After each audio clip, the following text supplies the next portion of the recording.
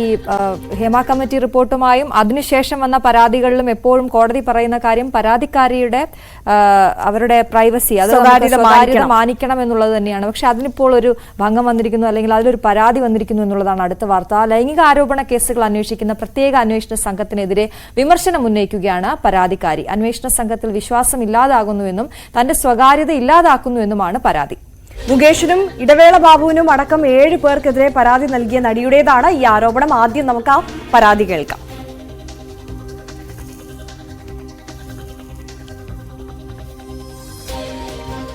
Yes, നമുക്ക് അതിലേക്ക് മടങ്ങിയെത്താം. Dani ഇപ്പോൾ നമുക്കൊപ്പം വിശദാംശങ്ങളുമായി ചേരുന്നുണ്ട് ഈ വാർത്തയുടെ. ഡാനി, എന്തൊക്കെ കാര്യങ്ങളാണ് പ്രധാനമായും ഈ നടി പരാതിക്കാരി പറയുന്നത്? അവരുടെ സ്വകാര്യതയെ ഏതൊക്കെ തരത്തിൽ ഈ അന്വേഷണം ബാധിക്കുന്നുണ്ട് എന്നുള്ളതാണ് പറയുന്നത്.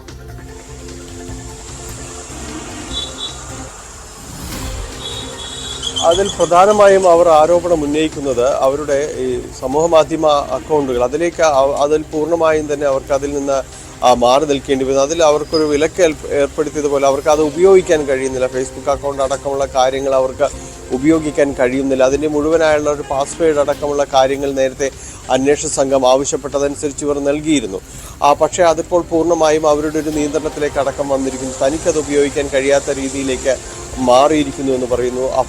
മാത്രവുമല്ല, ഈ അന്വേഷണ സംഘം പലപ്പോഴും തന്നെ അവരോടെല്ലാം തന്നെ താൻ സഹകരിച്ചാണ് പ്രവർത്തിച്ചിരുന്നത്. പക്ഷേ ഇപ്പോൾ പൂർണ്ണമായും തന്നെ താൻ താമസിക്കുന്നിടങ്ങളിലെല്ലാം തന്നെ മുഴുവൻ സമയവും എന്ന പോലെ അന്വേഷണത്തിൻ്റെ ഭാഗമായിട്ട് ഇവർ അവിടെ തന്നെ തുടരുന്നു. തനിക്കൊപ്പം മറ്റ് പുറത്തേക്ക് പോകാൻ കഴിയാത്തൊരവസ്ഥ വന്നിട്ടുണ്ട്. ഒപ്പം തൻ്റെ മകനുണ്ട്, അവർക്ക് മുറിയിൽ തന്നെ ഇരിക്കേണ്ടി വരുന്നു. അങ്ങനെ തനിക്കൊരു സ്വതന്ത്രമായ ഒരു അവസ്ഥയിൽ നിന്ന് ഇപ്പോൾ കാര്യങ്ങൾ മാറിയിരിക്കുന്നു. പൂർണ്ണമായും തന്നെയും ഇവരൊരു നിയന്ത്രണത്തിലേക്ക് അടക്കം മാറിയിരിക്കുകയാണ്. ഇത് എന്താണ് ഇതിന് ചുറ്റും നടക്കുന്നതെന്ന് എനിക്ക് മനസ്സിലാകുന്നില്ല എന്നെല്ലാമാണ് അവരുടെ ഒരു ശബ്ദ സന്ദേശത്തിൽ അവർ പറയുകയും ചെയ്യുന്നത്. അതുകൊണ്ട് ഇപ്പോൾ നടക്കുന്ന കാര്യങ്ങളെക്കുറിച്ച് തനിക്കൊരു വ്യക്തതയും ഇല്ല. എന്താണ് കാര്യങ്ങൾ പോകുന്നത് അന്വേഷണ ഉദ്യോഗസ്ഥരും തന്നോട് പറയുന്നില്ല. അതുകൊണ്ട് തനിക്ക് മുഴുവനായ ഒരു സംശയങ്ങളാണ് ഈ ഘട്ടത്തിൽ ഉയരുന്നത്. എന്തൊക്കെയാണ് നടക്കുന്നതെന്ന് അടക്കമുള്ള കാര്യങ്ങൾ തനിക്ക് മനസ്സിലാകുകയുമില്ല. പൂർണ്ണമായും അന്വേഷണ സംഘത്തെ വിശ്വസിച്ചുകൊണ്ടാണ് ആദ്യഘട്ടം മുതൽ താൻ നിന്നിരുന്നത്. താൻ പറയുന്ന കാര്യങ്ങൾ കൃത്യമായിട്ട് തന്നെയും അവരത് ഉൾക്കൊള്ളുകയും നടപ്പാക്കുകയും ചെയ്യുന്നുണ്ട് എന്നൊരു വിശ്വാസമാണ് ഉണ്ടായിരുന്നത്. എന്നാൽ ഇപ്പോഴങ്ങനെ പൂർണ്ണമായി വിശ്വസിക്കണോ എന്നൊരു സംശയം തൻ്റെ ഭാഗത്ത് ഉണ്ട് എന്ന് അവർ പറയുകയും ചെയ്യുന്നുണ്ട്. എന്തായാലും എന്താണ് ഇതിൻ്റെ ഒരു അടിസ്ഥാനം എന്നത് പൂർണ്ണമായും അതിൽ വ്യക്തമാക്കുന്നില്ല. ഒരുപക്ഷെ അവർ പറയുന്നത് അവരുടെ സമൂഹ മാധ്യമ അക്കൗണ്ടുകളടക്കം ഉപയോഗിക്കാൻ കഴിയാത്ത രീതിയിലേക്ക് ഇവരത് ഒരു നിരോധനം ഏർപ്പെടുത്തുന്ന രീതിയിലേക്കടക്കം മാറിയിട്ടുണ്ട് എന്നെല്ലാം തന്നെ അവർ സംശയിക്കുന്നുണ്ട്. തൻ്റെ സ്വകാര്യത പൂർണ്ണമായും ഇല്ലാതാക്കുന്നു എന്നെല്ലാമാണ് അവരുടെ ഒരു ആക്ഷേപമായി പറയുന്നത്. ഇത് സംബന്ധിച്ച് അന്വേഷണ സംഘത്തിൻ്റെയോ മറ്റൊന്നും ഒരു വിശദീകരണമോ കാര്യങ്ങളോ ഒന്നും തന്നെ വന്നിട്ടില്ല. കാരണം പൂർണ്ണമായും അവരത് അന്വേഷണ സംഘം ഇപ്പോൾ മാധ്യമപ്രവർത്തകരോടൊന്നും പ്രതികരിക്കുന്ന ഒരു ഘട്ടത്തിലുമല്ല.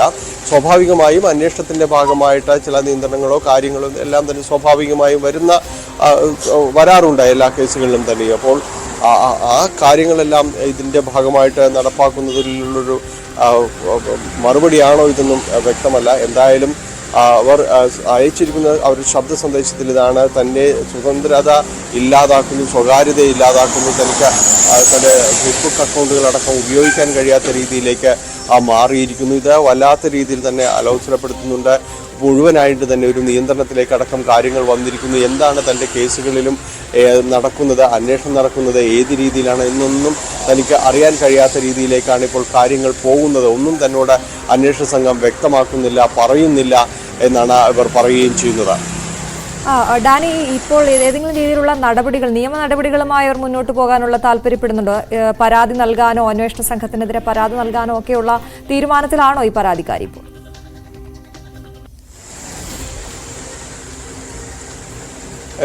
അന്വേഷണ സംഘത്തിനെതിരെ ഒരു ഔദ്യോഗികമായ ഒരു പരാതി നൽകുന്നതിനെ കുറിച്ച് അവർ അതിൽ സൂചിപ്പിക്കുന്നില്ല. പക്ഷേ അവരുടെ ഭാഗത്തു നിന്ന് ഇപ്പോൾ മറ്റുള്ളവർക്ക് ജാമ്യം, അവരുടെ കേസിൽപ്പെട്ട മുകേഷ് ഉൾപ്പെടെയുള്ളവർക്ക് ജാമ്യം അനുവദിച്ചിട്ടുണ്ടായിരുന്നു.